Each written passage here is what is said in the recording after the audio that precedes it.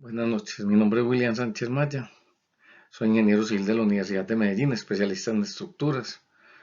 Próximamente me gradúo de geotecnista en la Universidad Nacional, es profesor de cátedra del Politécnico Jaime Sasacabí y es profesor de cursos de extensión del ITM y abogado titulado de la Universidad de Antioquia. Vengo a presentarles un curso de cimentaciones.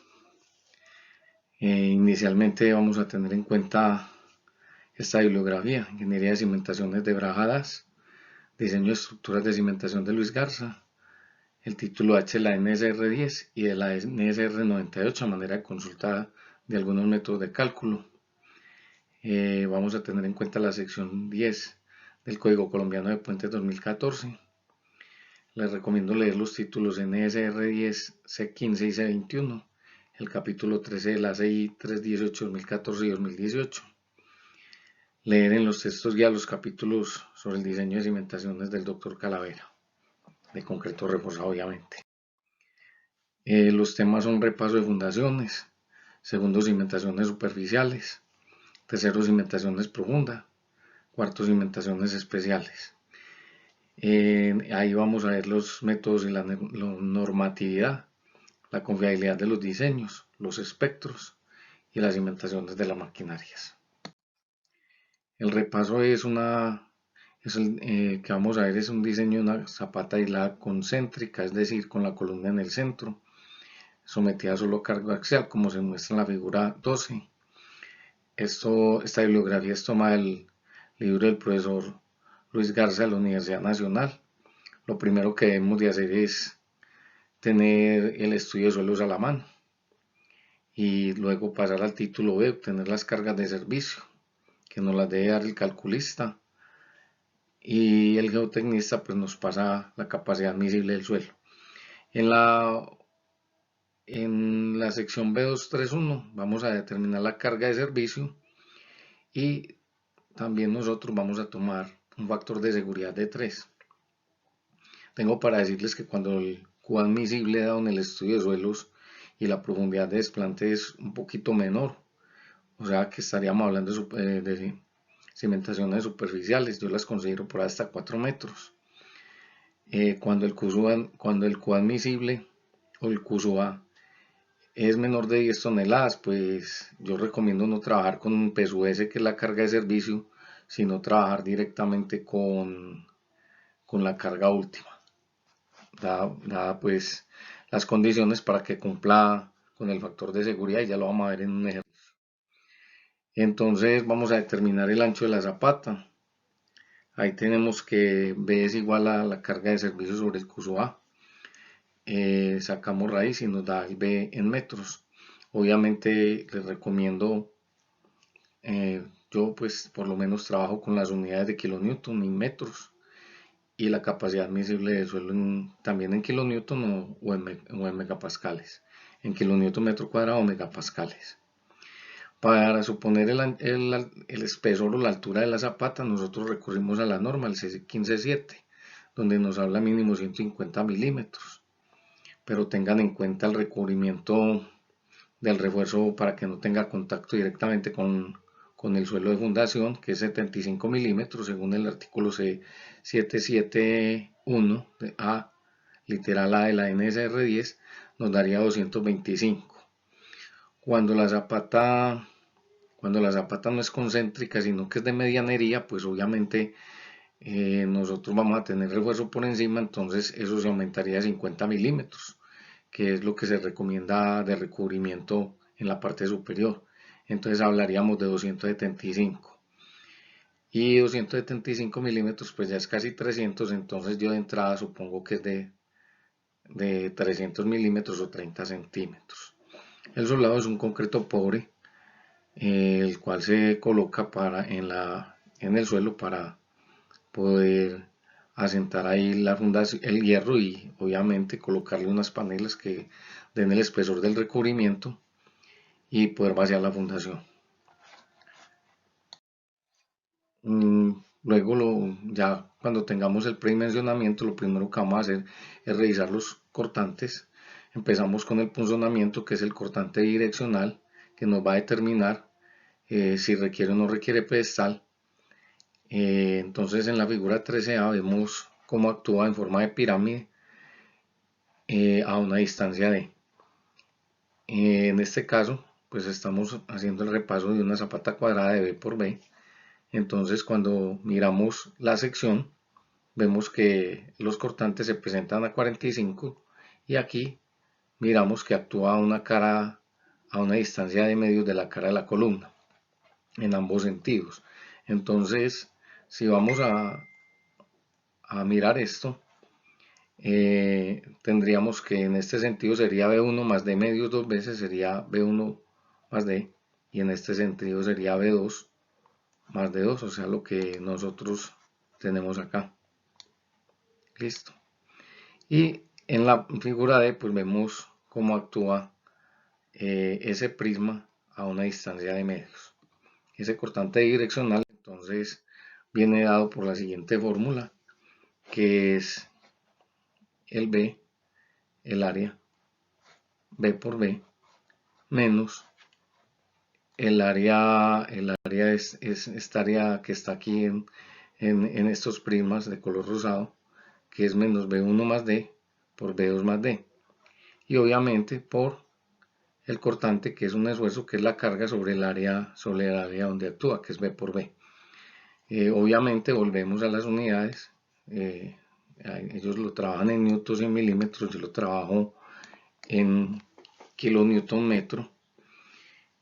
Y muy importante tener en cuenta que B1 es el lado corto de la columna y B2 es el lado largo, porque después vamos a necesitar esa relación para hallar unos factores que nos da la norma.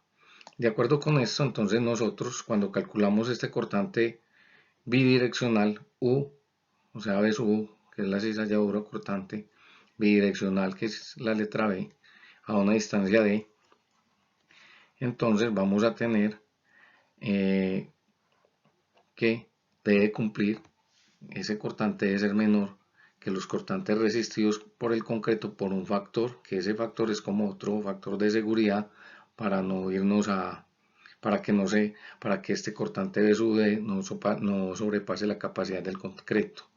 Aquí les quiero anotar que esto es una columna en H sobre una platina, que también tiene un comportamiento por la diferencia de materiales, pues obviamente más adelante lo vemos.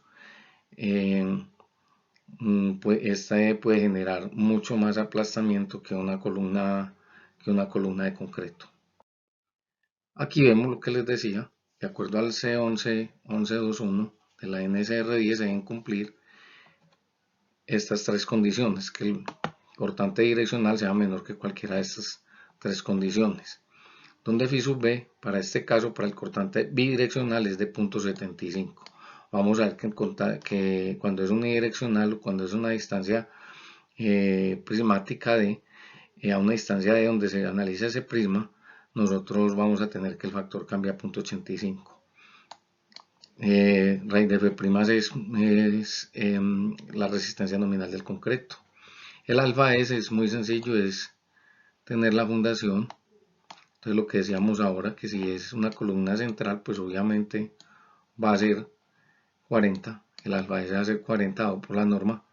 Si es de medianería, si la columna está acá, va a ser de 30, y si la columna está en la esquina, el alfa S va a ser de 20.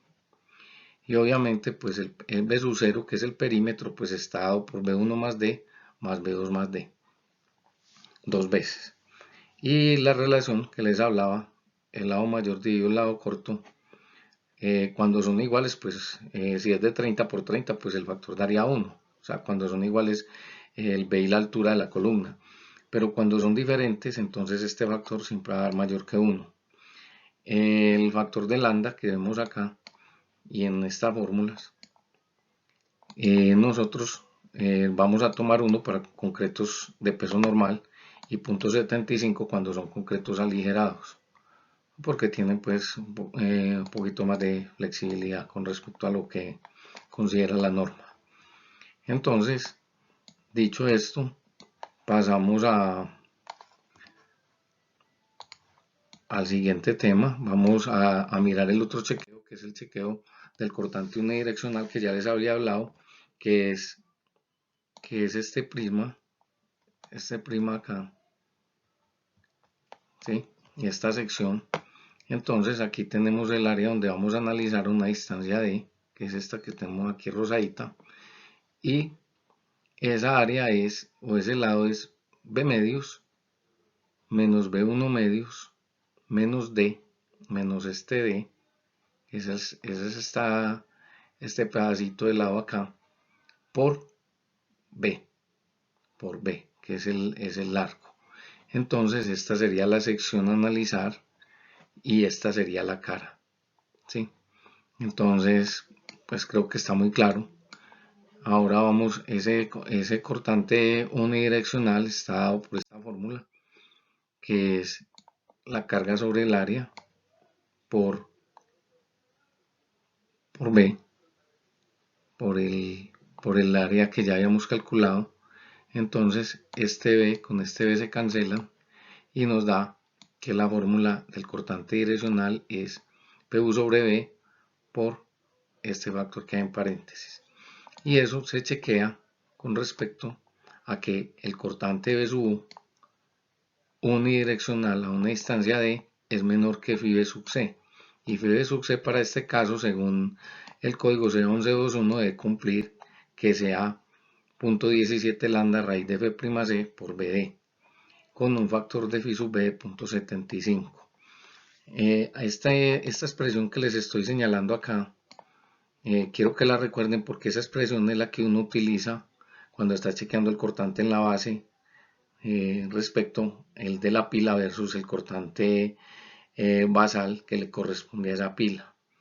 Entonces, cuando no cumple es donde tenemos que entrar a mirar si hay que ampliar la sección de la pila o si hay que aumentar el número de pilotes o de pilas que van, en esa fundación.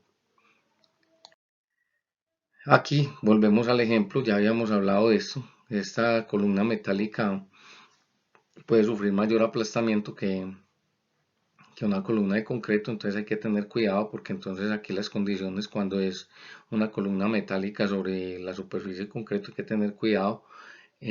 Por lo general uno hace un pedestal acá y ahí sobre este pedestal es que coloca la platina con la columna. Esta es una condición de un muro de carga, es una condición muy normal para viviendas de 1 y 2 pisos. Por lo general, pues aquí de pronto faltaría una viguita de soporte que también sirve como un pedestal longitudinal sobre una placa de fundación. Pero bueno, esas son condiciones diferentes de cada diseño. Entonces aquí les digo que de acuerdo con los artículos C1543 y C1544, el refuerzo debe repartirse uniformemente en todo lo ancho de la zapata. Recuerden que cuando nosotros tenemos una zapata así excéntrica, pues esta lleva refuerzo por encima porque va a tener un momento de volcamiento que produce un cortante negativo donde tenemos que reforzar esta área. Y estos dos casos que estoy señalando ahí serían estos. El del que tiene la zapata medianera y el que tiene la zapata esquinera. Entonces, para que lo tengan presente, cuando la carga es concéntrica solo lleva el refuerzo aquí en la parte de abajo. ¿Sí?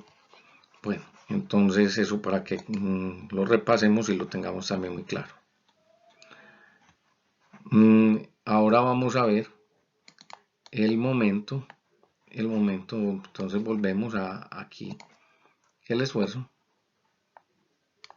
por el área que es B, por un B de estos. No miremos este cuadrado todavía, que es B por B medios menos B1 medios, que es las distancias desde aquí, desde el centro, por B medios, le estamos haciendo un punto, por B medios, entonces ahí sí entra este 2, otra vez por la distancia, por esta distancia, por este valor de X, entonces ahí tendríamos que ahí sí nos daría aquí ya al cuadrado, entonces nos daría que P sub U sobre 2B simplificando por B medios menos B1 medios al cuadrado. Entonces, pues esto lo hacen ustedes con calma. Es una fórmula para hallar el momento, y con este momento nosotros vamos a después hallar el K, que es igual al momento dividido B de al cuadrado. Y después de tener eso vamos a mirar el ρ, y el ρ tiene que ser mayor o igual que el ρ mínimo de zapatas, que es igual a .0018. Entonces tengamos eso presente. Bueno, entonces ya haciendo este repaso, lo último que nos queda por chequear es el aplastamiento. Ese aplastamiento se chequea con la fórmula que trae la norma NSR10, donde P sub U debe ser menor que phi sub A por 0.85 por esto, que esto no es otra cosa, que lo que nosotros llamamos en los cálculos P sub N. Entonces, phi sub A para este término, según el código o la norma, es 0.65. Este valor, lo vamos a ver ahora, puede ser mayor que 2. Si es mayor que 2, tomamos 2.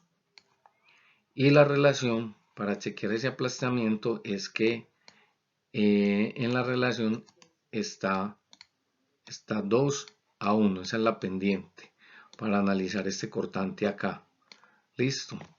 Entonces, después de calculado esto, vamos a hacer el detalle del refuerzo de conformidad con lo establecido en el artículo C15.281. Esto nos está hablando es del refuerzo del pedestal. Entonces el refuerzo del pedestal debe ser igual a 1/2 el ρ mínimo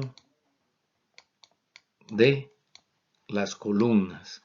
Ahí perdonan pues la letra, con estos cursorcitos del ratón pues no me da. Entonces debe ser la mitad del ρ mínimo de la columna. ¿Y cuál es el ρ mínimo de la columna? Es el 1%. ¿Y cuál es la mitad del 1%? Pues el 0.5%. Entonces, para los pedestales vamos a tener que el ρ es de 0.05. ¿Y qué indica eso? ¿Y cuál sería la dimensión del pedestal? Pues el pedestal, la altura del pedestal sería, perdón, la dimensión del pedestal sería, la mínima sería que usted le sumara el B1 más D. ¿Recuerdan? B1 más D. Y por el otro lado sería B2 más D. Pero como ese D suele ser tan pequeño y el refuerzo puede quedar un poquito muy junto al refuerzo de la columna, entonces ya uno considera aumentar 5 centímetros a cada lado, pero eso ya es un criterio más de construcción. Pero este sería la dimensión. ¿Y cuál sería la altura? Entonces la altura es la profundidad de desplante, que es de su F, la altura del pedestal, menos la altura de la zapata, ¿sí? Menos la altura arriba de la viga de fundación que se presupone. Listo, también es predimensionamiento. Entonces aquí ya tenemos que esta sería la altura de ¿qué? Del pedestal. Listo, es igual a esto. Y todo esto lo multiplicamos por 0.75. Por 0.75. Ese es un predimensionamiento. Esto no está en los libros. Esto es de criterios profesionales, y cuando usted haya esta altura del pedestal, usted lo que tiene que hacer es mirar que si esto se comporta como una columna corta o se comporta como una columna esbelta, o por el contrario si lo puede diseñar como una columna normal. Entonces eso ya va en el criterio de que llama usted columna corta o que llama usted columna esbelta. Para mí una columna corta es una columna de entre 1 y 1.50, o sea, entre 0 y 1.50, por decir algo, pues de 0 no van a ver. pero hasta 1,50 podríamos considerarlo una columna corta. Una columna normal hasta 3 metros y una columna de 3 metros hacia arriba podría ser una columna esbelta. Les dejo eso pues, que tampoco están los libros, para que ustedes lo piensen y ya consulten también, porque pueden haber más criterios por ahí. Entonces, una vez definido todas estas cositas que les estoy diciendo acá, entonces vamos a pasar a hacer un ejemplo. Este ejemplo del doctor Garza no está, no trae lo que les voy a señalar acá. No trae ni la fundación de desplante, ni la profundidad de desplante, ni trae el gamma del concreto, ni el gamma del suelo. Nosotros lo asumimos de acuerdo pues a lo que los presupuestos de la CA, que es un equivalente a esto. ¿Por qué eso? Miren, porque es que esta carga de servicio es de 344 y este QSUA es de 100, o sea que esto equivale a 10 toneladas por metro cuadrado. Entonces vamos a revisarlo acá. Se me saltó la diapositiva, pero igual vamos a revisarlo. Miren, por ejemplo, ¿qué es el QSUA? El QSUA es la capacidad última en el estudio de suelos menos el gamma del suelo, que lo vimos que era 18.9 por 3, menos la altura de la zapata por el gamma del concreto, que es lo que usted está sacando de suelo y lo que está reemplazando. Entonces usted llega y dice, el gamma del concreto es de 24 kilonewton, la altura es de 300 milímetros o 30 centímetros, el QSUA es de 100, el gamma del suelo 18.9, la profundidad de desplante es de 3 metros. Entonces, si usted quiere saber cuál es el QSU último teórico de lo que usted está haciendo en este diseño, entonces usted dice, dejo el QSU acá y paso todos estos factores negativos, los paso al otro lado. Entonces queda QSUA más gamma SDF y gamma del concreto por la altura de la zapata. Entonces vamos a mirar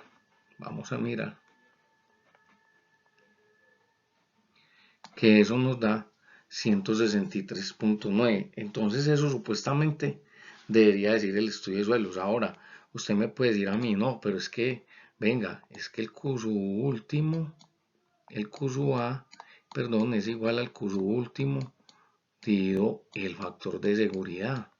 Así, señor. Entonces el factor de seguridad es 3 y el QSUA es de 100. Y entonces el QSU, ¿cuánto nos daría? Nos daría 300. Entonces, ustedes tienen que tener muy claros esos valores, porque cuando este QSUA es tan bajito y usted calcula el QSU real con los diseños que está haciendo, entonces después le toca sacar un factor de seguridad real y ya se los voy a mostrar. ¿Por qué? Porque este factor de seguridad real puede que no le dé 3 y vamos a verlo acá. Vamos a verlo enseguida después de este ejemplo. Miren que aquí el B a usted le dio un 85, perfecto. Pero como es un QSU tan bajito, yo lo hubiera trabajado con PSU igual a 516, que era el teórico que había ahí, en la carga última. Entonces, ese 516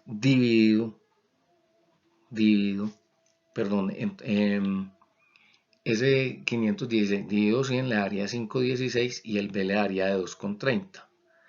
Y usted con ese B de 2,30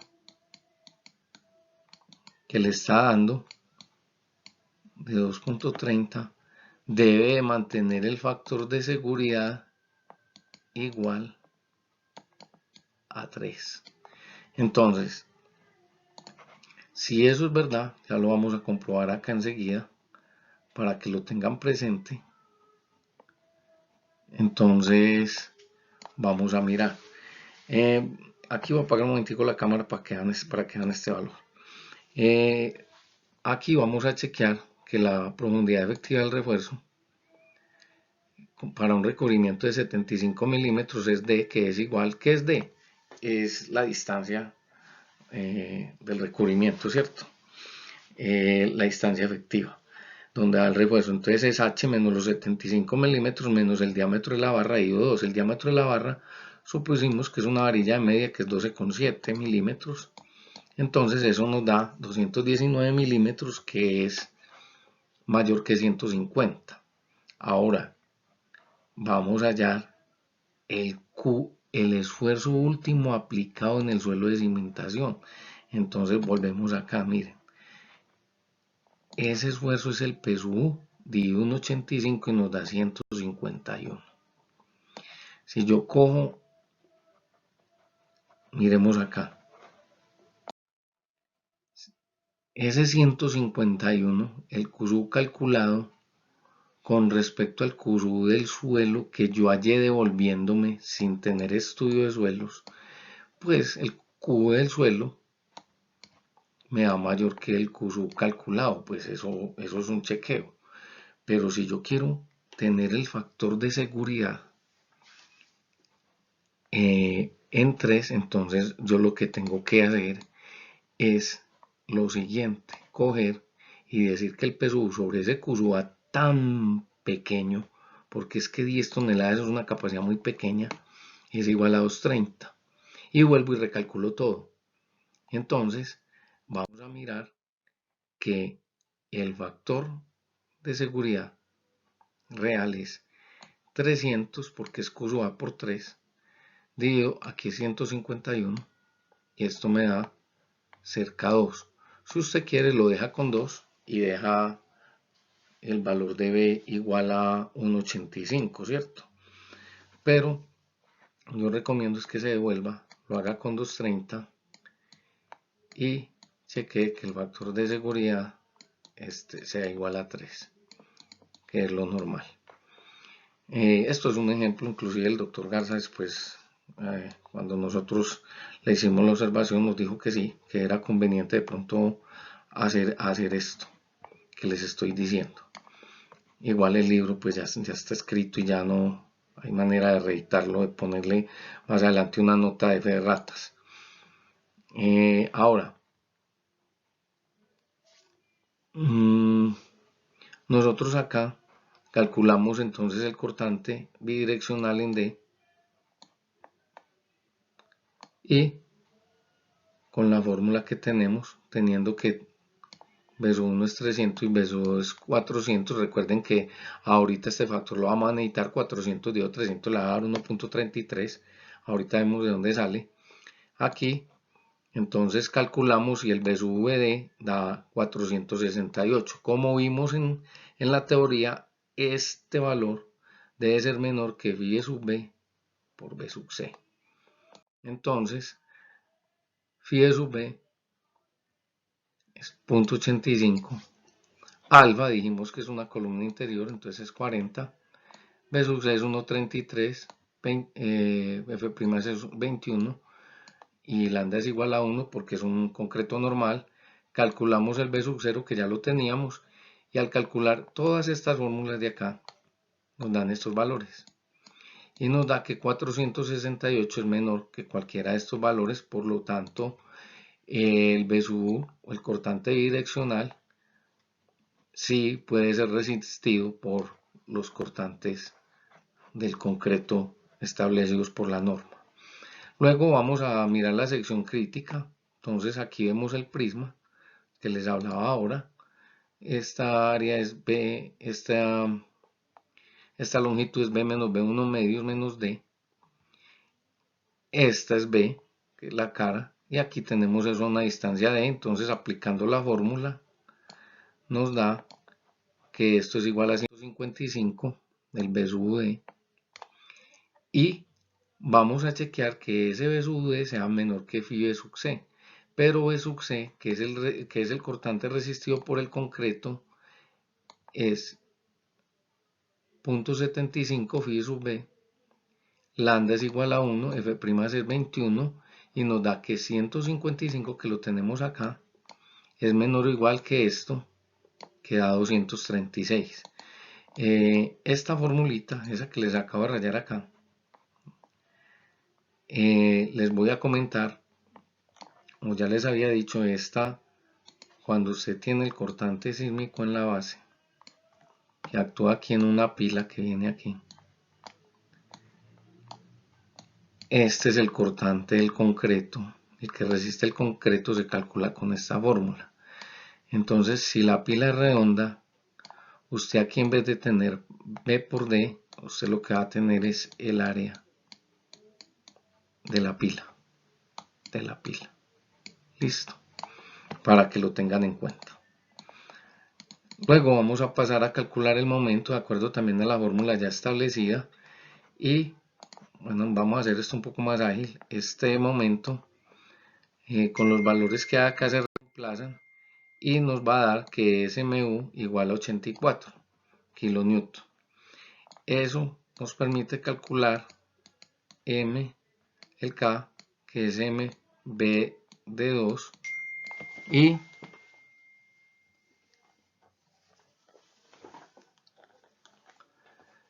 con respecto a eso, vamos a la tabla, miramos el ρ es de 0.0387, que es mayor que el ρ mínimo, entonces utilizamos este, lo multiplicamos por 185 y por el D que es 18 y nos da un área de 129 centímetros. Dividido 1.27 centímetros cuadrados, que es el área de la barra de media, nos darían 10 barras, más una, porque es n más 1, entonces serían 11 número 4.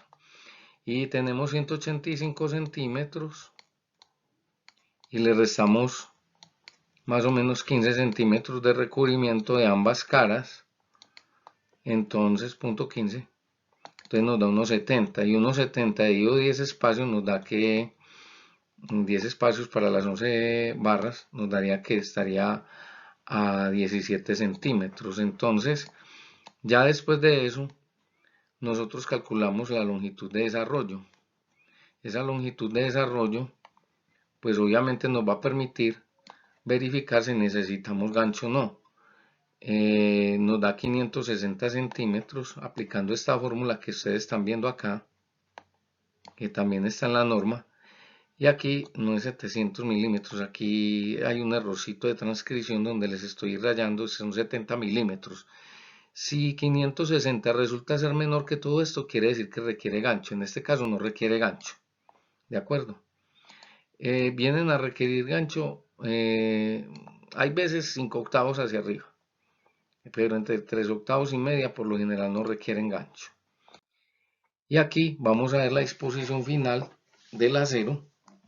Lo que les decía, una zapata concéntrica pues solo necesita el refuerzo abajo. Aquí no le dibujaron el gancho, yo pues por lo general prefiero hacerles un ganchito en una varilla de medias de 10 a 12 centímetros. Y esta sería, aquí también hay un errorcito porque nosotros no dijimos que era 250 sino 300 milímetros. Entonces ahí les tengo el detalle. Ahora el pedestal sería 0.05 por, recuerden, B1 más D. Entonces el B1 eran 300 más D, 180 sería 480. Bueno, lo vamos a trabajar en centímetros para que nos dé el área en centímetros, entonces por punto 48 por, y en el otro lado es 30 más 18, 48, y en el otro lado serían 40, serían punto 58 en centímetros. Entonces lo que les dé esto es el refuerzo que va en el pedestal. Entonces aquí está el refuerzo de la columna con sus estribos y aquí estaría el del pedestal, para que lo tengan en cuenta. No sé cuánto les dé, pero lo pueden hacer. Y si no les da sino 2 varillas o 3 o les da números impar, ustedes hacen que esto sea simétrico y obviamente pues ya eligen la cantidad mínima simétrica que cumpla. Listo. Bueno, entonces aquí hemos terminado este ejemplo de diseño. Les voy a dejar unas pautas para que ustedes en el libro del doctor Garza,